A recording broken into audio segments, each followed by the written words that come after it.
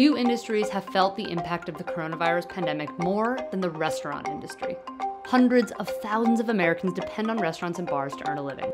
The National Restaurant Association estimates that compared to pre-pandemic levels, restaurant employment is down close to 2.5 million jobs, and that the industry lost $240 billion in sales in 2020. And while the full impact of the pandemic is still playing out, it appears that hundreds of thousands of restaurant businesses have permanently closed. Which begs the question, what will be left of the restaurant industry once COVID has run its course? I think the service and restaurant economy will be forever changed. It'll be evolved in new ways we haven't even answered yet. We have the COVID pandemic and people aren't actually eating in restaurants as much as they have in the past.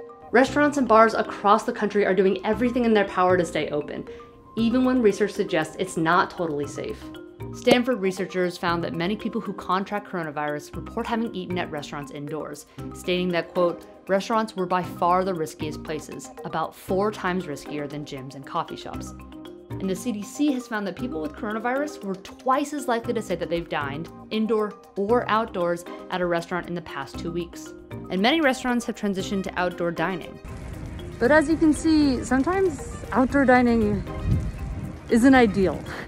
The tragic irony is that people who work in restaurants and bars, the same people many well-intentioned business owners are trying to help support, are the most at risk. I recently called up my friend Kendall, who's worked at 3 restaurants and bars since March 2020 because the first 2 shut down. In the restaurant, there are a lot of COVID guidelines that you have to follow. There's nothing really you can do to protect from that because it's like you can't drop off food from like 10 feet away, you know? It's a very risky job to have right now. This risk is something essential workers in the restaurant industry have had to evaluate for nearly a year now.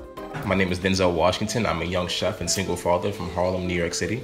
You know, I have a child and I need to provide. My name's Connor Mack. I own a small deli in Austin, Texas called Other Side Deli. I'm Joe McDaniel. I'm the general manager of A League of Her Own, or Aloho, the lesbian/queer bar in Washington, D.C. Financially, we just couldn't close. We've taken a lot of measures to try to do the best we can. It's just not manageable for us to continue as a business and also close. As we're recording this, and this is without any recent updates, there are 15 lesbian, dyke, queer girl bars in the United States that we know of. We're still fighting for things like job security. Queer people are not always secure in their job. And then pay inequality. Women make less money, and that's AFAB and otherwise. We just make less. So because we make less, we have less to spend, especially where leisure dollars are concerned. These pressures are real, and they're forcing Americans to make difficult decisions no matter their position in the industry, whether they're cooks or servers or owners. It's a very big difference in like lifestyle changes that you have to adopt to as well, because you're like, well, I have enough money for food, not for rent. And without a way to not work, some business owners have chosen to stay open, willingly receiving citations and fines from local officials and police. I was just beyond fed up and sick to my stomach over how this was affecting my team. You know, I'm looking up studies from Stanford and stuff from New York, but I'm thinking, okay, if this includes indoor dining in these other states, we are able to do this without being an imminent threat, and we can safely provide a work environment and a dining environment. So December 7th, we did reopen. I have 4 misdemeanor charges against me right now. My arraignment is February 19th. I have right now $4,300 in fines. Oh, did I get another one last night? Let's see. January 26th, 7:42 p.m. It is nuisance. And this one is failure to obey a city health officer relating the control of COVID-19.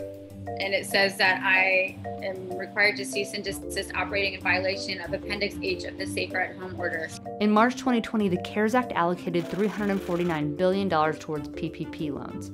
Connor says PPP funds were crucial to keeping his business afloat. The PPP was great. It did really help us. We used it to redo our patio, so that there's places to sit outside when that came about. We're still not letting anyone eat inside. We permanently removed our entire dining room. However, the majority of PPP funds went to large companies, including several fast food chains, some of which decided to give the funds back after public outcry. It was very clear to us that we were eligible for one of those loans. No one at the time knew where that would go. So we quickly applied. We were able to do it. And our mind was, sweet, we're going to keep as many people employed as possible. As soon as we received the money, it became very clear those following days that the people who this was meant for weren't getting it. The United States has surpassed 25 million confirmed cases of COVID. But unlike comparatively wealthy countries, the US has not paid to keep workers home safe, leaving many small business owners wishing they could either operate as usual or be given the financial support needed to temporarily shut down. Had the government decided to take care of its people, say stay home for this long, here's the money to sustain life, we would be looking at a completely different thing, I think. I would at least make anywhere from $1,000 to $1,400 a week. With the job that I currently have, where I'm making $7 an hour plus tip, I make, since nobody comes in, like $40 a day, and I work 4 days a week, so $160 a week. The way I viewed it, it was just a means for like the rich to gain more wealth.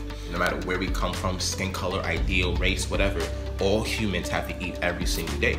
Restaurant industry turns out a large portion of America's revenue. I'm currently 2 months behind rent. I've been behind rent the entire time because by the time unemployment hit, I'd already lost all my income and there was no way for me to get that back while we were waiting for those checks to come in. So literally all of COVID, I've been playing catch up. To make matters worse, researchers have found that since the pandemic began, tips have decreased by as much as 80%. We saw our tips percentage go down because we're no longer this entertaining, super fun group. It's like, if you're gonna get up to use the restroom, you have to put your mask on. So we become these sort of like harbingers of doom. And yet, in spite of all this, many restaurants and bars have adapted, finding new ways to keep their businesses running and their communities together. You just have to shift it and be willing to be flexible. So we set up outside.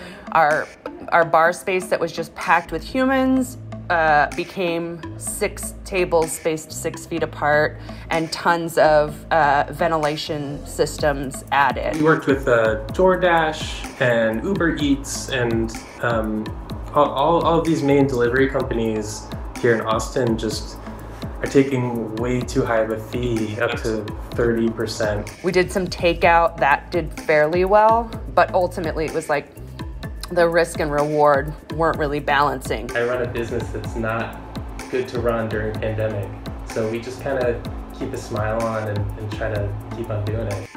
This isn't a happy story. Americans working paycheck to paycheck to make ends meet are being forced into harm's way in order to survive. But maybe this story isn't necessarily how COVID almost killed the restaurant industry. Rather, how American workers couldn't afford to let it die.